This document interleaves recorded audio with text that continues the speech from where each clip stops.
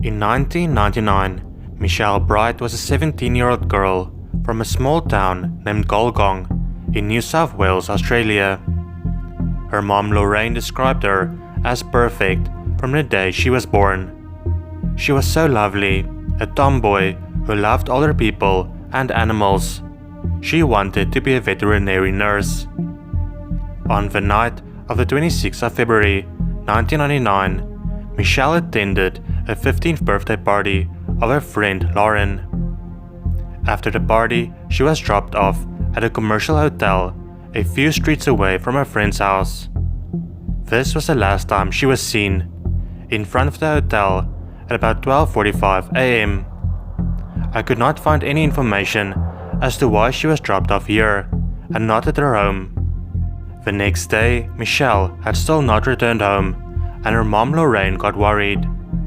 Lorraine and her family drove around in the rain, anxiously looking for her. When they could not find Michelle anywhere, the police was called. Inside Michelle's room, a police officer found over-the-counter medication and announced that she was a runaway with an amphetamine habit. I kept telling them that she wasn't a runaway and the medication didn't belong to her. We were so close, I knew she would never have left me. They just wouldn't listen. Then, 2 days after Michelle went missing, the police finally had to listen.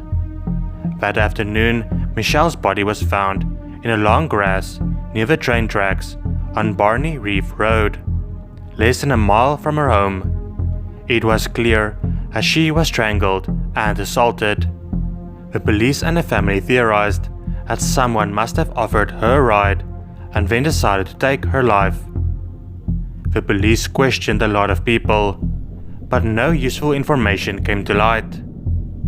In the year 2000, a $1,000 reward was issued for any information leading to an arrest in Michelle's case, but unfortunately, no one came forward. Then in 2020, the police and the family appealed to the public for anyone with information to come forward. They also upped the reward to $1 million. Almost immediately, someone came forward with valuable information. Then on August 12, a 53-year-old man by the name of Craig Henry Rumsby was arrested. It was not made public what exactly the informant told police had led to them arresting Craig in connection with Michelle's case. There are a lot of facts we do know, however. At the time of the crime, Craig lived in the same street as Michelle. He also knew the family for many years. He posted this on Facebook about Michelle.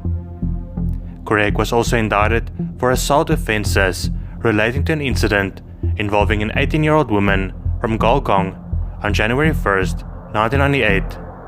The detective in the case said, "As a result of the recent couple of days, we were able to obtain evidence that we will allege in court strongly implicates this person has been involved in what happened to Michelle."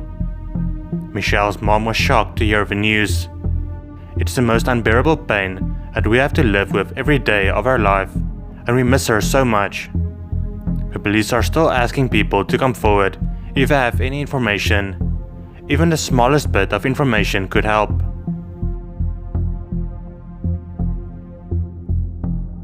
Raymond Carl Nelson was born on the 1st of September 1911. He graduated from Logan High School in 1931. On November 19, 1934, he married Helen Louise Smith. The couple stayed in Logan, Utah. They had 2 children, Roberta and Claudia. Raymond was last seen on December 3rd, 1940. He brought his laundry over to his parents' house. His sister recalls he had tears in his eyes when he was there. 9 days after Raymond was last seen, a truck driver came forward, saying he gave Raymond a lift to Omaha. He claims that Raymond told him he needed to be at the Omaha airport the next morning, where he was to report for employment. The police searched for Raymond in Omaha, but found no sign of him. This led them to believe that he met with foul play. His social security number was never used after he was last seen. The FBI also looked for him and classified him as a draft dodger. Roberta Nelson, who was just 4 months old when her father disappeared, later had this to say: "Personally, I've always preferred to think that he didn't disappear on purpose, that something terrible might have happened to him. His mother, my grandmother, always told me until the day she passed that she was sure something terrible had to have happened to him, because he was a good man and he would never have left us on purpose. My mother always told me that I had no marital problems." Roberta went on to have a child by the name of Jennifer Huffman. Jennifer became a personal investigator and wanted to find her grandfather. She learned that Raymond had a great interest in model airplanes. He also knew how to build them. His planes were displayed in a Brandeis window in downtown Omaha. Brandeis was a big department store whose window displays were famous in the area. Jennifer decided to go on to model airplane sites. She believed that if Raymond was still alive, he would have pursued his interest. On one of the sites, she found an Australian man that she believed looked like Raymond. His name was Monty Tyrrell. Her research unfortunately hit a dead end at one point, and she was not able to confirm if Monty was indeed her missing grandfather. But then in May 2020, Jennifer received a phone call from a man named Mark Nelson. He had extra time on his hands during the quarantine, and he was looking for information on his ancestry. He found that his grandfather's name was Roy C. Nelson, but he could not find any information on him before 1940. Mark told Jennifer that his grandfather's obituary led him to his great-grandparents, Nels and Millie Nelson. Mark found that they had a son named Raymond and not Roy. This confused him, but he figured that maybe his grandfather did not like the name Raymond, and that is why he went by the name Roy. Mark then looked through the US Census records, and this showed that his grandfather lives in Iowa, although his grandfather claimed he was from Hibbing, Minnesota. Mark Nelson also discovered that Raymond Nelson and Roy Nelson had the same birth date. What really sealed the deal for him was when he found World War II draft cards. Roy and Raymond's draft cards from World War II had the exact same handwriting. He then looked up more information about Raymond Nelson.